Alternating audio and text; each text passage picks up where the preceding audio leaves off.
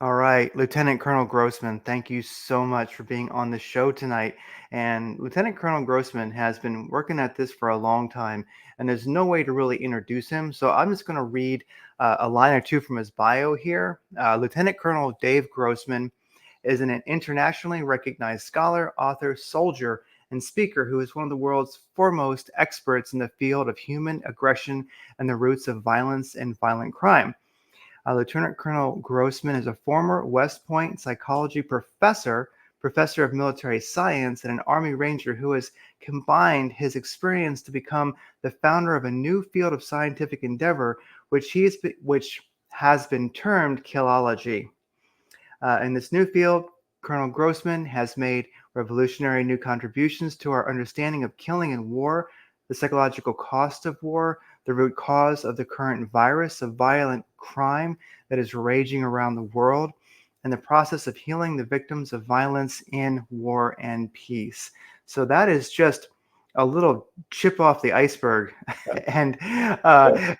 what else would you throw in there, Colonel Grossman? And thank you Whoever so that guy much. is you talk about needs to go get a life. Yeah. Hey, yeah. But it's good. It's just Dave and Craig. I'm honored to be on the show. I appreciate the work you've been doing. I appreciate your listeners, and I'm proud to be of service. Oh, wow. Well, thank you so much. Um, I always admire people who come on to like the smaller podcasts because they're always the best. Because when you get somebody big, and internationally renowned like Colonel Grossman, well, Lieutenant Colonel Grossman, I should say, it's a big deal because I like people who they want to talk about what they're talking about and let people know they got a message. And if there's a place to say it, they're up to doing it, and I really admire that. So thanks for coming on. You bet. It's two-way street, Craig, because I'm a huge fan of the podcast revolution. Mm, It used to be that if you weren't on one of the three networks or the local newspaper, you just never got out there. And now we've broken that logjam, and it's not just a 5 minute soundbite. Back in the day, I was in 60 minutes and 2020, and it didn't amount to anything. 5 minutes, you couldn't control what was there. We've broken through that logjam, and not just you, but the people listening to you represent something pretty positive in our society today. People seeking a deeper level of knowledge. So thanks for what you're doing here and hanging in there. You're not doing it to get rich, that's for sure. yeah. You're making a contribution and a legacy that is a century from now. People might Mhm. still be tapping into this. It's really pretty cool. I believe so. I believe so. What we record today, who knows what will happen to it in the future? It's so true. Yeah. And so, well, of course, there is your major book that everybody knows or should know, which of course is On Killing. And that's definitely one of the hallmarks that, a legacy that Lieutenant Colonel Grossman is going to leave behind and has, Yeah. created and speaks about today. But also, I was going to bring it downstairs. I couldn't find it. It's upstairs somewhere in the bookshelf. I have a DVD set of Bulletproof Mind, and that is a good number of years old. And so one of the things I was going to ask is the Bulletproof Mind. It's an amazing presentation. There's even on Lieutenant Colonel Grossman's site, there's a little course you can take, which is the lectures and then some interactive material. So if you want to just get deep, it's there. But it's been a couple years since I last saw it. What would you add to I should say, as you're doing the Bulletproof Mind presentations, what's new? What have you added to it recently? Well, the bulletproof mind is resiliency. People who do not get PTSD. And as time goes by, I've been able to make it better crafted, incorporate new information. But the first step in resiliency, I'd say, is motivation. To know that your sacrifice is for a noble and worthy purpose. To know how badly people need what you have to give. And that kind of has to do with the violence around the world for the sheepdogs and the violence at home. And violence is bad, Craig. It's crazy bad. We've never seen anything like what's happening. The murder rate is being held down by medical technology. The rate in which people are killing each other off underrepresents the problem. And the docs are saving ever more lives. Tourniquets alone have cut the murder rate in half in just the last decade. Cop slaps in a tourniquet saves their crime victim's life, and we prevented a murder. Imagine if somebody said, "Oh, your grandpa made 25 cents an hour. You make $25 an hour. You're 100 times better off than your grandpa." Well, we all know the lie, something called inflation. We say, homicides exploded in 2020, 3 times worse than anything we've ever seen, but it's still not quite as bad as the 1960s. And your BS meter is going off. We've never seen anything like this. Record number of cops murdered in the line of duty, in spite of body armor, in spite of medical technology. When a cop, given everything we have, the tactics, the technology, when we get cops murdered out there today, it represents a level of violence when we see homicides at levels that we've never seen before. And so the first step is recognizing just how desperately bad it has become. And then the second step is motivation turned into action. Identify the things you can do and do them. When we talk about people who don't get PTSD, maybe one of the famous ones, survivor of a Nazi death camp, walk out of a Nazi death camp, and upstairs he's just fine. A man named Viktor Frankl. Mm-hmm. Viktor Frankl said he realized the only thing in the universe these Nazi bastards couldn't control is how I choose to respond. The only thing in the world you can control is how you choose. You can't control what other people do, what the nation does in the past. Everything in the past is done. Let go of it. Future uncertain. The only thing in the universe you can control is yourself right now. And if you give way to bitterness or cynicism or complacency or denial, that's the one thing you can control. So life is kind of like, to paraphrase Viktor Frankl, life is a game. And if you lose your temper, you lose the game. You don't lose your temper, you give it away. It's the only thing in the universe you do control. Now, that's easy to say. It ain't so easy to do. But you establish that goal of the only thing I can control is myself. And from that point on, things begin to flow. We can become wiser people, better people. That's why most of us make better grandparents who were their parents. Because how many of y'all got kids? How many of y'all ever looked at your parents with your kids and said, "Are you the same ones that raised me?" No, they're not. They're at least 20 years older, more mature. It's called maturity. We want to get it. We can be wiser and better people as years go by. We've got to focus, not on controlling what other people do, because you can't do that. The only thing you can control is what you do to make the world a better place. And then, the Bulletproof Mind rolls on from there to the physiology and psychology, forewarned and forearmed, and a lot of other factors. But the key information in recent years has been just how bad it has become, and just how bad the terrorist threat is. Since the fall of Afghanistan, the threat of a terrorist attack over here is horrendous. For 20 years, we hunted them down like dogs across Afghanistan. We whacked them in their caves. We hunted them down their homes. We killed them with Hellfire missiles. Hellfire missiles, the fires of hell. We make a religious statement every time we whack them. We didn't even get it. They get it. And they're mad. And for 20 years, they said, just wait until the stupid Americans leave, like the Russians, and then it will be our turn. And so we left after 20 years hunting down like dogs. No hard feeling, guys. We left. We left them with $7 billion of military equipment, a burning desire for vengeance, and a model is already in their head of what they did to Russia. And what they did to Russia, first and foremost, was the Bestland school massacre. 333 dead, most of them children, most of them elementary age children in a school in Russia. And most Americans don't even know about it. That when they want to hurt you, they don't piss in your water. They don't sprinkle doo-doo over your skies. They come kill your kids. And that's really this domestic threat. And we see now the Hamas, in my book on killing, I'm so honored you pull up on killing. In many ways, what's even more important is on combat. Yes. And but in my book on killing, we talk about how atrocity empowers and entraps. And we've got all of these people who are praising these horrendous acts by Hamas, and how they're entrapped by that. They can't admit that they're wrong. And it's the Germans supported the Nazis tooth and nail right up until the end, and then they had to admit their crimes, they had to admit their evil. And today, we're still in Germany. That's what war's all about. You devastate them, you occupy them. We're still in Japan. That's what war's all about. You devastate them, you occupy them. But today, Japan can't even have an army. They have a self-defense force. That's their own chosen and selected methodology. Today in Germany, in America, we can be a Holocaust denier and you're a nut, you're a kook, but you're harmless. In Germany, Holocaust denier, a Nazi sympathizer, you can go to jail. And that's what losing means. And that's what we're seeing in Hamas is people who are entrapped, and around the world, people are entrapped in this ideology, and was really outlined in On Killing. Just today, I had an interview with a really, really great guy, a Canadian journalist, one of the major newspapers, talking about On Killing and the atrocity and how I predicted how atrocity is being used to entrap. But the same thing is happening in our inner cities. We tell Mm. cops about the murders a lot. Well, it's gangbangers killing gangbangers, but you don't understand. Once a gangbanger has been ordered to kill, and they do kill, now they're trapped. They're no longer able to go back to normal society. They're bound to their leader. They're bound to their gang, and they cannot escape.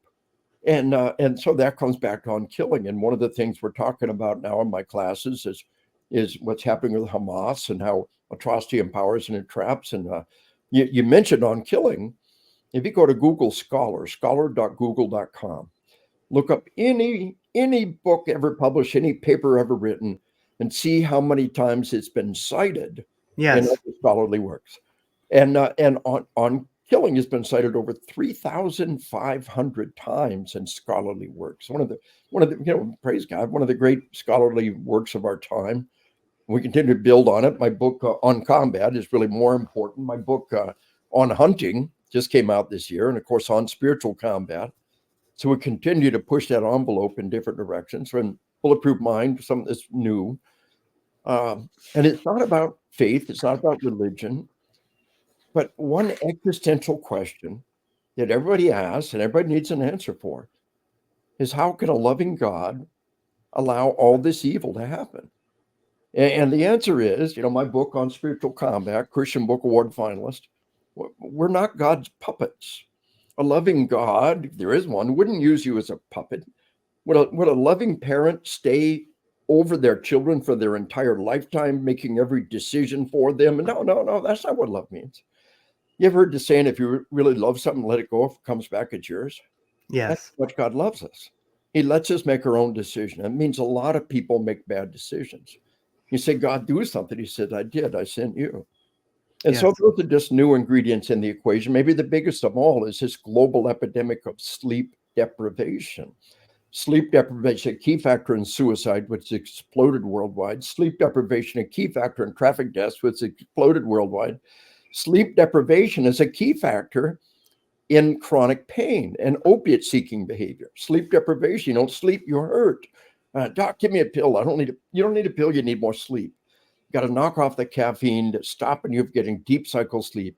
And so that's another whole angle and things we can do starting tonight to get control of your sleep, to sleep in a totally dark room, cut off caffeine shortly after lunch, and start taking charge of your sleep. It's the single best thing you do for performance and wellness and all the other things out there that we want so desperately to be able to do. So a lot of stuff coming at you fast and furious about, the updates. My next book, coming up probably about 2 years, is called, I've got 14 published books, be called On Sleep, the tragic impact of a global epidemic of sleep deprivation. It's one area that's horrendous. Child suicides, teenager suicides have exploded, tripled, quadrupled. Tragic times. Number one killer of our kids is traffic deaths, and number two killer of our kids is suicide. And Mm. sleep deprivation is a key factor in both of those ingredients. So that's a kind of a long-winded answer to where we're going and the newest research and the newest stuff that's always being woven in, and the next book coming down the road. Yeah, and also, I believe that lines from On Killing were included in the movie American Sniper, and that wasn't originally part of the script. Yeah, yeah. American Sniper had the sheep, the wolf, and the sheepdog, Yes. and that was that narrative. And I actually have the U.S. government trademark for the term sheepdog as a reference to protector. You want to use sheepdog, I'll send you a letter suitable for framing to say, giving you permission to use in this context. But we really coined the idea of the sheepdog. It's really taken off. We love dogs. And Americans get more angry about a canine, a police dog being killed than about a police officer being killed. We love dogs, and the idea, from a spiritual standpoint, when we get to heaven, God will embrace us as their beloved children. But right now, it's all I can do to think of myself as being God's faithful dog. I just want to be God's dog, and my dog does stupid stuff, and I still love her. And God sees every stupid thing we do, and He still loves us, Will Yeah. Rogers said that if you get to thinking you're a man of some importance, try Mm. telling another man's dog what to do. And if you ever did that, the dog would look at you, and if he could talk, here's what he'd say: I'm just a dog. I don't know much. I know this. I'm not your dog. And when the Mm. evil one comes to us, you say, I'm not your dog. I belong to the Lord. And Mm. there's power in that too. So that's the sheepdog dynamic, and it's really taken off, and we keep rolling with it. You mentioned Killology. We Yes. used to use Killology Research Group. Criminology is not about teaching people to be criminals. Killology is not about teaching people to kill. It's about understanding the factors enable and restrain killing. The hard thing to explain is not that 1 in a million terrible crime you heard about today. The hard thing to explain is that 99.999% of our citizens go a lifetime and never even try to take a life. Explain that. Divorce, infidelity, layoff, traffic accident, and a lifetime of provocation. Less than 1 in 1,000 people will even seriously attempt to take a life. Explain that. That's killology, the sociological, physiological, psychological factors that restrain killing. We're not to turn it on, we're not to turn it off. So I use the term Killology Research Group, but defund the police and Antifa and Mm. cancel culture came at me full bore. So you don't meet these people head to head. You sidestep. It's intellectual judo, intellectual jujitsu. So we just rebranded as GrossmanOnTruth.com and rocked on. But it was always kind of controversial, the whole idea of killology, because it's a subject in our society that people don't want to think about. They don't want to really look at. And so I was able to coin a whole field of scholarly study, and so that's kind of where that went, and what we've been up to in recent years. Mm. And it seems like a lot of people are guilty to sleep. We are in a constantly, I'm guilty of it myself, this Yeah. constantly turned on society. You wake up in the morning and you have the day ahead and you want to get more amped than your challenges. And so it's very easy to, everything from, we have a lot of enemies out there. Maybe coffee is not the worst one, but definitely a lot of stimulants like, energy drinks and everything Yeah. else, and caffeinated water and Yeah. caffeinated energy Well, bars. And here's something for you. Even in my class about the energy drinks, yeah. um, you know, um, about 7 years ago, two DoD, Department of Defense, two DoD wide studies on the energy drinks. Now, for the first 15 years of war, we passed out these energy drinks like water. They gave them to us by the pallets, gave them the troops. I'm going to ask guys.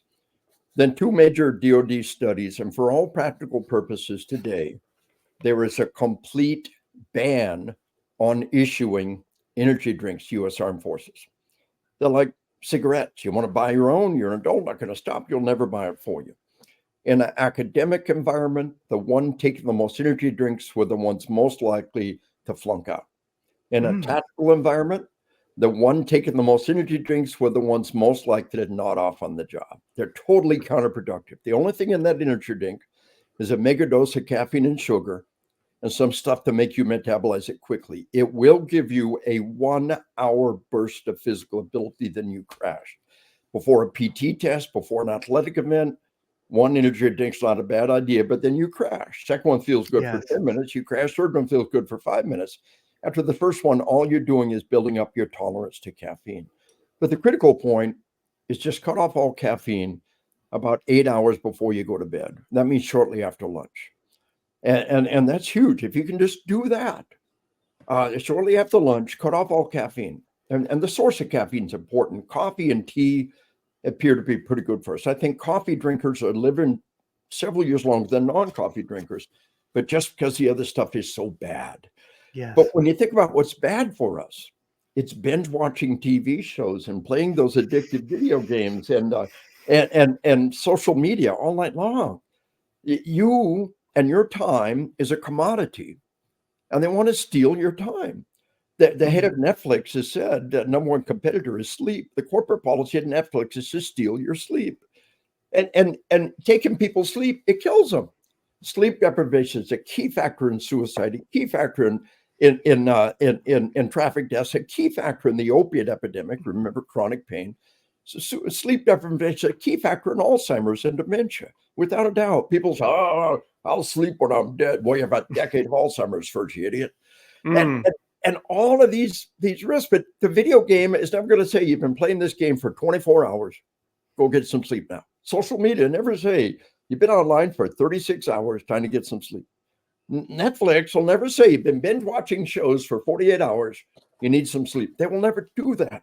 They want to steal your time because that's money. You are a commodity and your time is a commodity. And by stealing your time, that's how they make their money. And so then I'm going to tell you that sleep deprivation is killing you and it's killing your children. It's destroying our way of life. That we've got irrational people out there. On the third day without sleep, you're hallucinating. You're psychotic. Anybody came out of Ranger School or SEAL School would talk about on the third day, they're having hallucinations. You're flat psychotic. And we got people all around us on the third day without sleep. They race home, they play the video game all night long, they stagger off to work, they play the new game all night long, and now they're on the third day without sleep. And I'll tell you from personal experience, on the third day without sleep, you will hear things and see things that are not there. You're flat psychotic. Those people all around us. So this epidemic of sleep deprivation, this predatory, industries that want you to binge watch their shows forever and ever until you die. They want you to play the video game until you die. They don't care that they're killing you. They just want your money. They want your time now. And my dad started smoking in 1941 when he was 5 years old. Mm. He said he couldn't even look over the counter, the general store, plunked a nickel on top of the counter, 5 years old, bought a pack of Bull Durham tobacco and rolling papers, started smoking. Hey, candy rots your teeth, right? Candy rots your teeth. It's his money. Cigarettes are good for you. And this is crazy. Here's a Camel ad. Because more doctors smoke Camels than the other cigarettes. Well, Camel, how about this one? As your dentist, I would recommend Viceroys. Oh, dentist, Viceroys, docs say Camels. They're poison. They're all poison. Don't do it. 55 years later, those cigarettes finally killed my dad. Mm. The whole battle with the tobacco industry was just stop selling this stuff to children and admit that it could do harm. And here we are with all of these industries. My book, really an important book for your purposes, is Assassination Generation. I was invited to the White House, by the way, something new, at President Trump's Roundtable on Violent Video Games. He had one book to put in the president's hand. This is the book. Invited back to the White House to brief Vice President Pence. A couple of gracious, impressive people. I had one book I could put in the Vice President's hand. This is the book. And we talk about how they fought all the way to the Supreme Court to sell any game to any kid at any age. And the state of California, 2005, based on the BrainScan data, overwhelmingly, the state of California voted to regulate children's access to violent video games. Hollywood said, we're good with this. The Silicon Valley said, we're good with this. Arnold Schwarzenegger was governor. Arnold signed the bill regulating children's access to violent video games. How many people know that? And the industry fought all the way to the Supreme Court to sell any game to any kid at any age. And they lied, they deceived, they conned 7 old men who'd never played Pong in their life to overturn the California law. Nobody knows that. But this is the deal. They fought to sell this stuff to children, just like the tobacco industry. They're stealing their sleep and they're destroying them. And so I just had a talk this morning with a politician in India. His father, Gandhi, is part of the Gandhi family. His grandmother was Indira Gandhi, who was assassinated. His father was a Gandhi politician assassinated. Now he's a politician. And we're talking about what's the legislative step that we can take, and it's a public health program. Educate children. Here's how much sleep you need. Educate children. You got to sleep in darkness. You got to cut off caffeine after lunch. It's an education campaign that sleep deprivation is a key factor in suicide and traffic deaths. And when people know that, It's just all about public education and things that we can do. I gave them the research that backs it up and the web links and so on and so forth. Let's see what happens. But there are things that we can do, but things are crazy bad right now. And we need our sheepdogs, and we need to keep our powder dry and circle the wagons. Definitely. And so one thing I was going to ask is, uh, most people I know will have been talking in the last couple of years about it. Seems like people have gotten more violent, especially since, let's say, January 2020. And there's things that we're seeing happen right now that would have really disturbed us 5 years ago. But it Yeah. seems like there's been an increase in violence recently. I'm going to say starting January 2020. And especially one of the things that I'm seeing is just such unrestrained violence in youth. I mean, usually before violence, there's posturing. There's almost like a reluctance to violence. But it seems like right now, something that I'm noticing, and other people that I know are noticing, is that young people are just going straight to violence and ridiculous violence. I mean, really killing other kids or adults, and so does that sound right? I mean, are we seeing an increase in First off, you are so absolutely right. In 2015, 2016, we saw an explosion of violence. And we've seen 12% increase in violence like that in the 60s. But comparing between now and the 60s completely breaks down. 2015, 2016, and the FBI guys put together, they call it the Ferguson effect, the Ferguson riots. And, hands up, don't shoot. And the cops are evil and the criminals are the good guys. And then we had 6 cops or 5 cops murdered in Dallas. And President Obama went to the funeral of 5 dead cops in Dallas and said, stop this stupid stuff. Obama said the cops are not the enemy. Stop this. But then in 2020, the increase in violence was 3 times greater than the Ferguson effect. And it started in May of 2020, not January, but May of 2020. What happened in May of 2020? The George Floyd incident. They call it the Minneapolis effect. This whole George Floyd incident, the idea that people are being murdered on the streets by cops, the idea that the law is evil. We see the shoplifting, and the murders are just different steps on a continuum of violence and lawlessness. And the shoplifting is just stores are running out of business, and inner cities are shutting down. They got everything under lock and key. It's bizarre. And the shoplifting all comes from this idea that the criminals are the good guys. The senator from Pennsylvania, they said, well, why do you want to let all these people free in prison? He said, you don't understand. They're all Morgan Freeman as Shawshank Redemption. He believes that. He believes everybody in prison is Morgan Freeman and they all need to be released and they're all Shawshank Redemption. And then we'll see right up until the early 1960s, Hollywood operated by a code. And the code said, we know the stories we tell have an impact on our society. And we know we have a responsibility to tell stories have positive impact. A lot of the code could be said in 3 words. Crime doesn't pay. Criminals will not be depicted in a positive manner. Law enforcement must not be depicted in a negative manner. They knew you couldn't survive as a civilization if we tell our children that the law is evil and criminals are good, that light is dark and dark is light, that you can't survive. And then we had one of the most recent cases is Denzel Washington in Training Day. One of the most beloved Black actors plays a corrupt, brutal cop. And here's the thing: you're 2, 3, 4, 5, 6 years old. You watch this stuff; it's real. I asked my audience, say, you ever had a time when dreams and real life got a little mixed up? My son's pushing 50. He asked my wife a while back, did I tell you that? And did I just dream it? He said, oh, you must have dreamed it. I don't remember. We've been there as adults. But kids, 3, 4, 5, 6, 7, even 8 years old, their dreams and real life and movies and television and video games are all the same. So when a 4-year-old boy watches Denzel Washington as a corrupt, violent cop, it was real. He saw a, a cop do evil things. And he was taught at that age to fear cops, and the criminals are the good guys. And so we've got this whole dynamic. It's eating away at it's a cancer of crime. It's a virus of violence. And it is much, much worse than you think.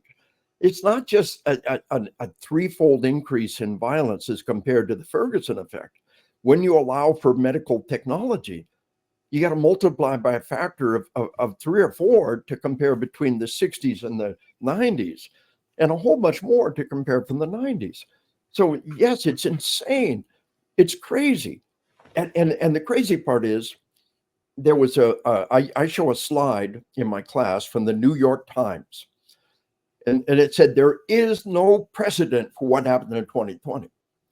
But they buried it on the Sunday supplement, never mentioned again, because it points the finger right back at them. Their sick reporting, their twisted misrepresentation has caused these murders. And it's a direct cause and effect relationship, and so they censored it. The Ferguson effect was censored. I showed it to the U.S. at the time, just the year after the Ferguson. I showed it to 400 sheriffs. I said, "Sheriff, how many of y'all have seen this?" No, nobody. If it had been the stock market, we hear about it every day. Interest rates or inflation rates, hear about once a month, and nobody heard of it. And then we had the Ferguson or the Minneapolis effect, starting in May of 2020, and nobody heard about it because it points a finger right back at them. So our problem, first and foremost, is the media. And the sick stuff they feed our kids, the twisted misrepresentation of the news, the things that they censor, the refusal to take responsibility, the video game industry fighting all the way to the Supreme Court to sell any game to any kid at any age and then shove it down the memory hole so that hopefully we'll never again know about that. And that's where we are. And your reflection is absolutely right. It is bad, scary bad, crazy bad. So if you ever thought you needed to carry a gun, or I tell my cops who carry off duty, if you ever thought you needed to be prepared for the potential of violence, it is orders of magnitude greater now than it has ever been in the history of our nation.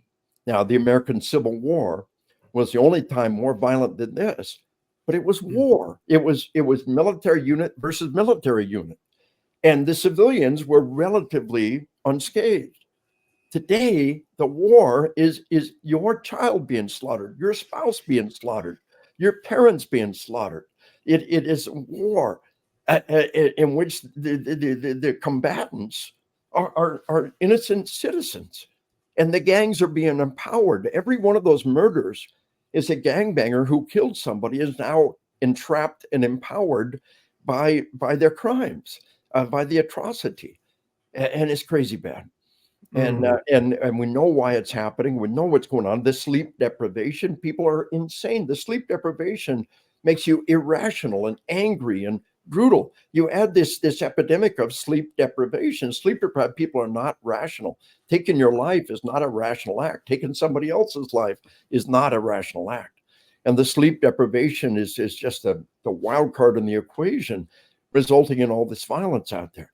It's bad, Craig. It's crazy bad. And the hard part is people don't even know it. And it seems like that sleep deprivation must be getting worse because, who hasn't noticed that driving has changed the last few years?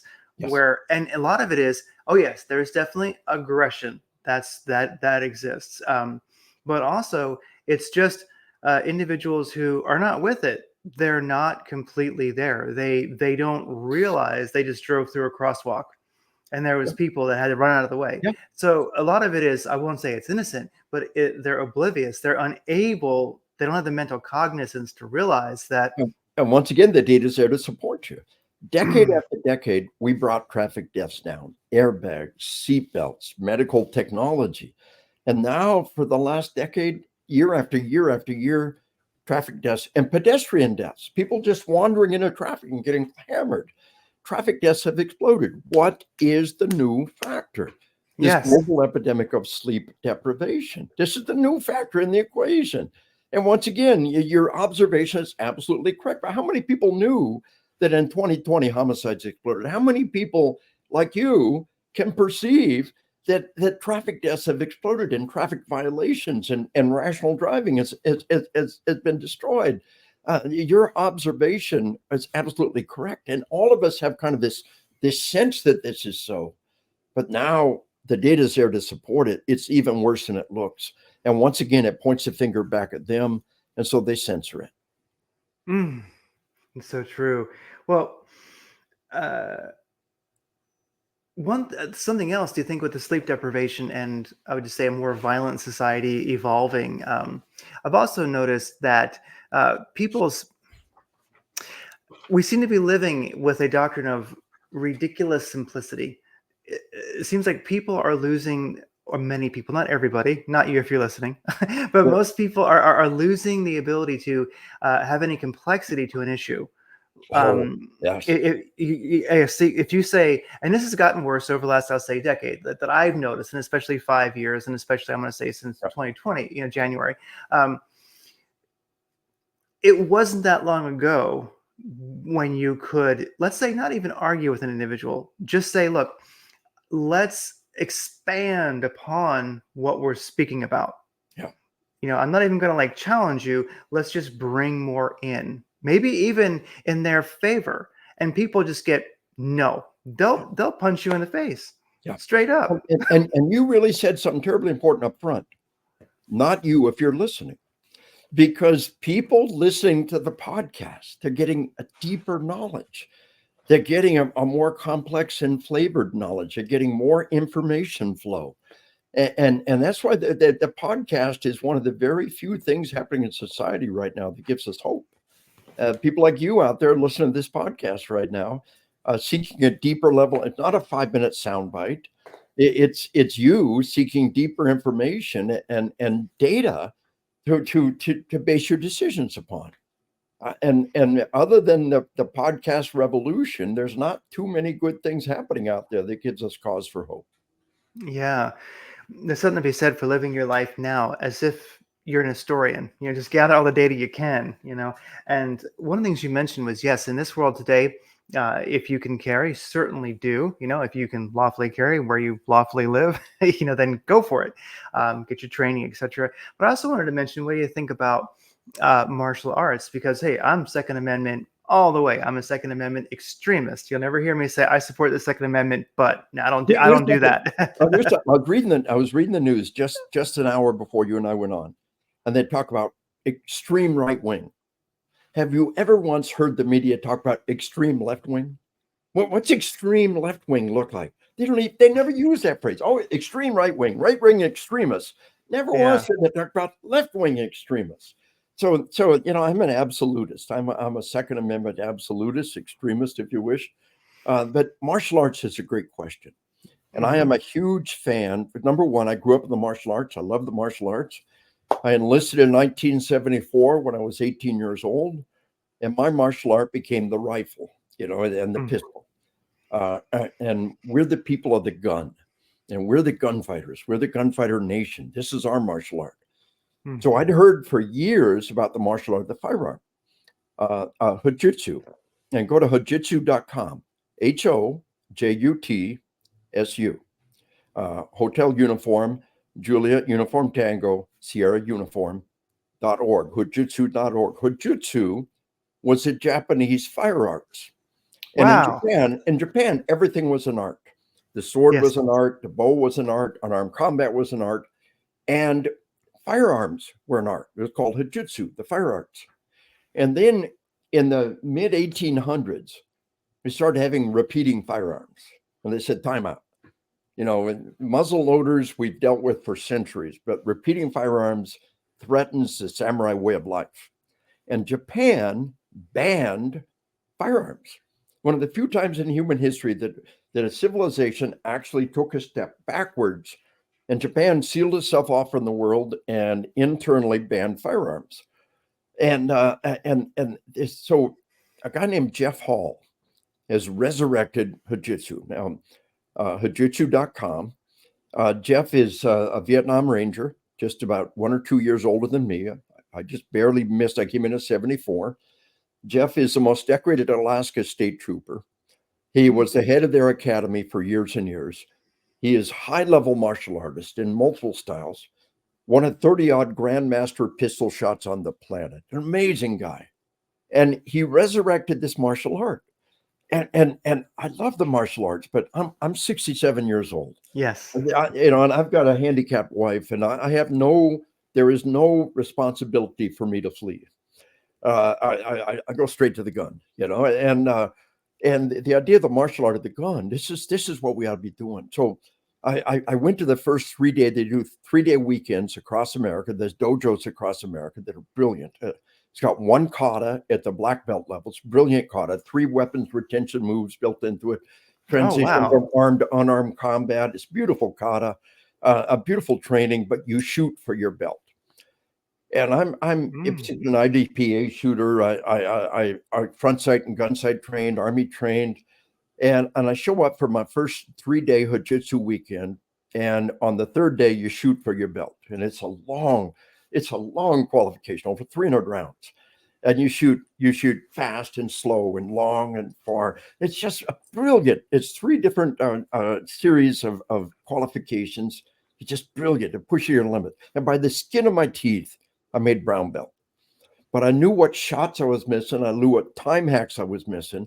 I trained for 2 years to make my black belt. Hmm. And the idea of the martial art of the firearm is brilliant. And they're we don't have bowling leagues anymore. We don't have shooting clubs. But 20 million Americans are in the martial arts. The idea of striving for that next belt, Yes. striving for against a standard. Americans like that. We're not into competition, but striving against a standard and Mm. getting that black belt, getting that. So I'm plinking away now at my 2nd-degree black belt. But I think you're so right about the martial arts. It's such a tremendously valuable thing to do. And across America, when I run into senseis or people who have a martial arts studio, I tell them, think about the future and the growth industry that's around Jiu-Jitsu. And you can be a Jiu-Jitsu a dojo and start attracting these people. We're the people of the gun. And this is our martial art. You the sword, it's out there. The bow, it's out there. When it came to firearms, this is what Americans do. This is who we are. So Yeah. A, yes, the martial art. B, take it the next step to Hojutsu, HOJUTSU.com. And you'll be glad you did. It'll absolutely transform your world, your skills, your view. Everything comes with it. Wow. Okay. Well, I will be checking that out after this for sure because, yeah, I love my martial arts. And I think it's great to be good with the hand because you might be attacked before you can get to the gun. Amen. But I love the idea of what you're talking about because ultimately there was, hand-to-hand combat. Then there was, hand-to-hand combat with a rock, a stick, a sword, then eventually a gun. It's a natural evolution. And we don't owe a bad guy a fair fight. No. Boom. Boom. Boom. If you're in There a you fair go. fight, you made a mistake. Yes. Exactly. Yep. Yeah. Yeah. And so there's a movie it's one of my favorite movies. It's Men Who Stare at Goats. And it's a bit eclectic, but I think it touches on some cool stuff. And some of it might actually have been real, actually things that took place. So Men Who Stare at Goats, there's a great, in the very beginning, there's this great moment where a sniper gets the drop on a squad there in Vietnam, and a couple of them get hit, and then the sniper exposes themselves when they run to change position, and all the soldiers fire over the sniper's head, and one of the guy who was the person in charge who was laying there, he sees this vision of a woman who says, "Their gentleness is their strength."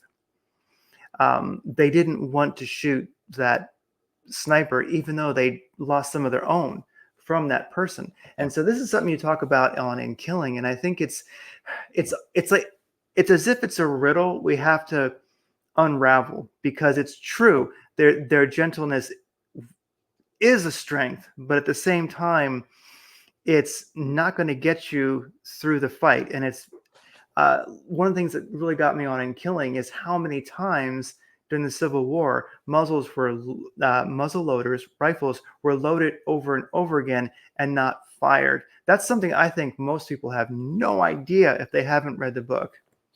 It's this non-firing dynamic throughout history is real. There was a pretty famous little GoPro video of a guy in the trenches in Ukraine, and Mm. and he's rocking and rolling and shooting, but his buddy is down in the dugout, and his buddy is loading mags for him, but his buddy is not shooting, and he's not competing, and not participating. Did you see that video?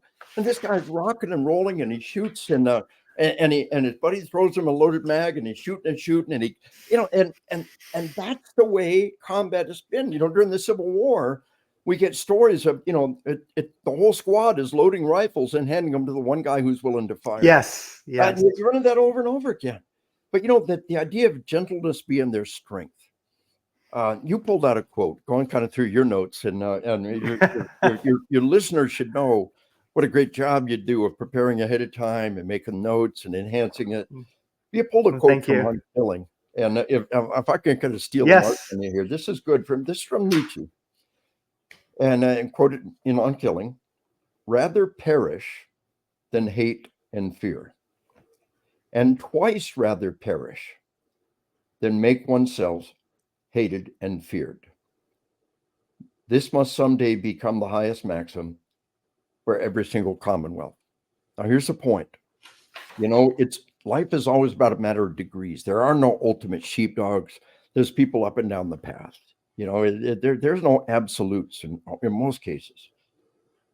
When you look around the world today, who is least hated? Who is least feared? Where are people dying trying to come into our nation? And America is where the world wants to go. We're beloved, and we're least hated and least feared. I've been starting my classes recently with the Pledge of Allegiance. I say, what are the last three words you just said? Well, justice for all, and justice for all. And I talk about the fact that there's this biological need in every human being to be part of a larger group. One person alone in the jungle is cat food. 20 people with spears are the alpha predator anywhere on the planet. There's this biological need to be part of a group, and our group is our nation. When we say the Pledge of Allegiance, when we stand for the national anthem, we're saying this is our group. Our greatest achievement is to get rid of tribalism and wrap ourselves around this nation and what it represents. But if athletes dishonor the flag and dishonor the anthem, if teachers teach our children that our nation's fundamentally evil, then who will you give your allegiance to? And the gangs will fill that gap in a blink of an eye. What we're seeing is a breakdown of nationalism to tribalism. And every athlete that dishonors the anthem, every teacher that teaches their children that our nation's fundamentally evil, are recruiters for the gangbanging killers. And we're breaking it down to tribalism, one of the greatest harm that's being done. So go back again to saying who around the world today is least hated and least feared, and who are they coming to? Who are they dying to come to? And they're not dying to go to totalitarian nations. They're dying to come to America. And then right behind us are all the people trying to come to Europe and democratic nations who are feared and hated, and who, so I thought that was such a powerful quote from Nietzsche. Rather perish than hate and fear, and twice rather perish than make oneself hated and feared. Who is least hated? Who is least feared around the planet? And I think our nation stands up pretty well when we make that assessment. And the harm that's being done when we dishonor the flag, dishonor the anthem, these overpaid athletes, and these left-wing teachers are teaching our children our nation's evil. Well, what's the ramification of all this? The gangs will fill that gap, and that's what we're seeing. Yeah. It makes me oftentimes think the person who probably got that off the ground would be Kirkpatrick. Kirkpatrick, I think, was the first football player who kneeled during the anthem. And I've always thought what a different world it would be today if they had just fired his ass on the spot like they should have. Yes. They say you are an entertainer on stage. You know, if an actor on stage, an entertainer on stage starts ad-libbing and saying what they want to, you're fired. You're never going to act again. You are an entertainer on stage. Once you leave that field, you're your own person. You say what you want, do what you want. But you're an entertainer on a stage, and we have control of what you can say and do. And if you choose to do otherwise, then you're going to be fired. If only we had done that with the first couple. Well, what harm could have been prevented and what good could have been done? Absolutely right. Yeah. And of course, we know that there's an alarming amount of police officers that commit suicide. I think I heard you recently say it was something like between 200 and 400 a year, and people don't know that. Yeah. But also, of course, one thing that is on the surface much more is veteran suicide, and it's a deep, topic to get into, and we only have so much time left. But Mm, I do think that, like for me, being a veteran, I just want to ask you. I do believe one of the things that was a blessing for me was um, no guilt.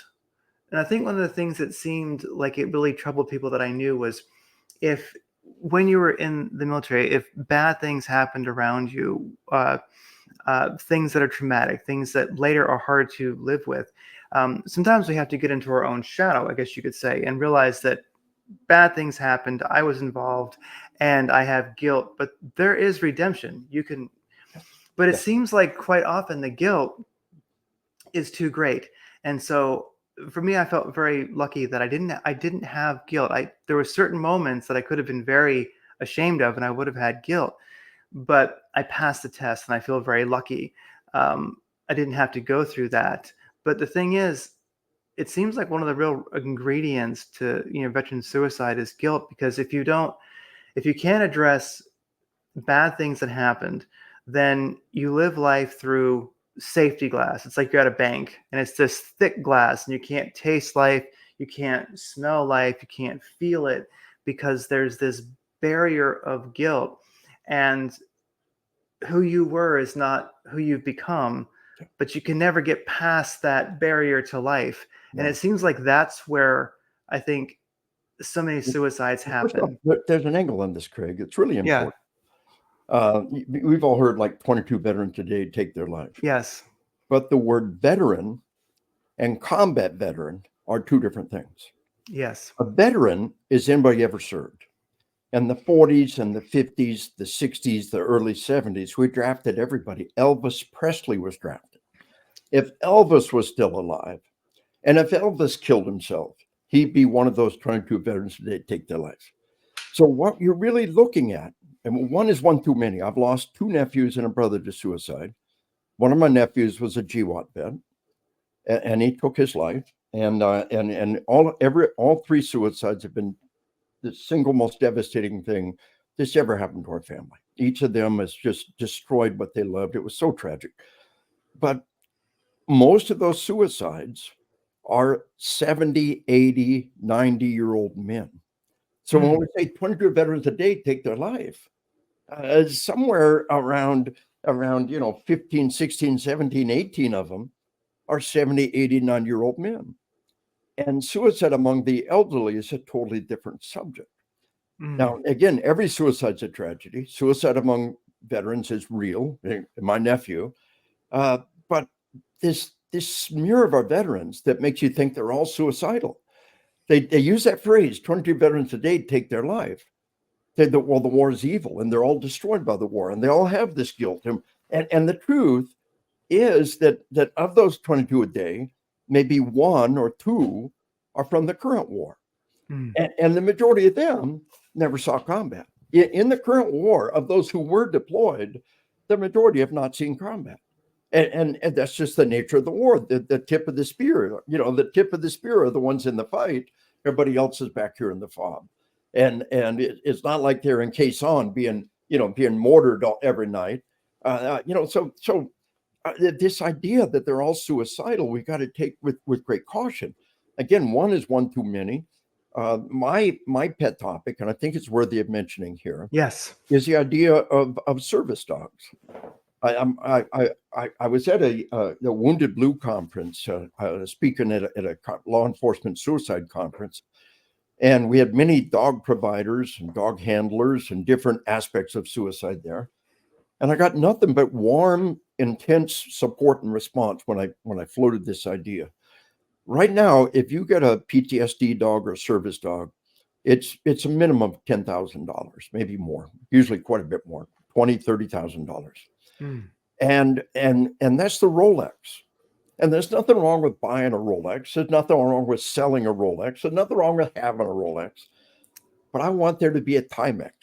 I don't want my nephew to Mm. have a Timex. We had case after case where nobody could think of a single case where a cop or a veteran with a service dog took their life.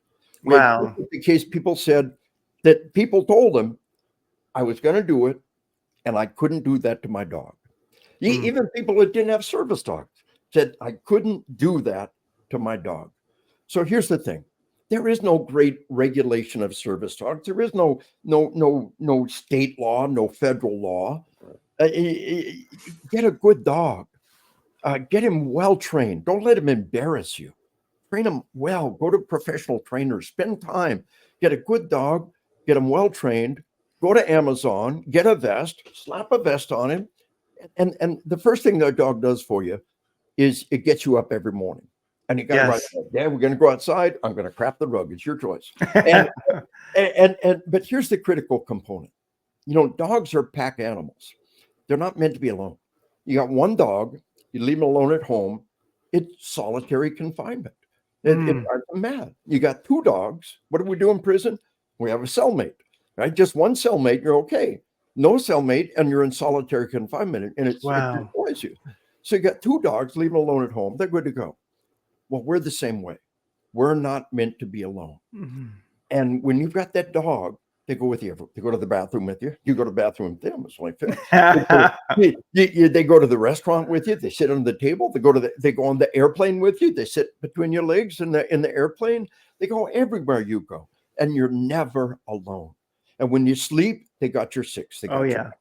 And nobody can tell you that you can't use that dog. The only thing they can ask is that dog been trained to provide a service for you? You're damn right. The dog's been very well trained.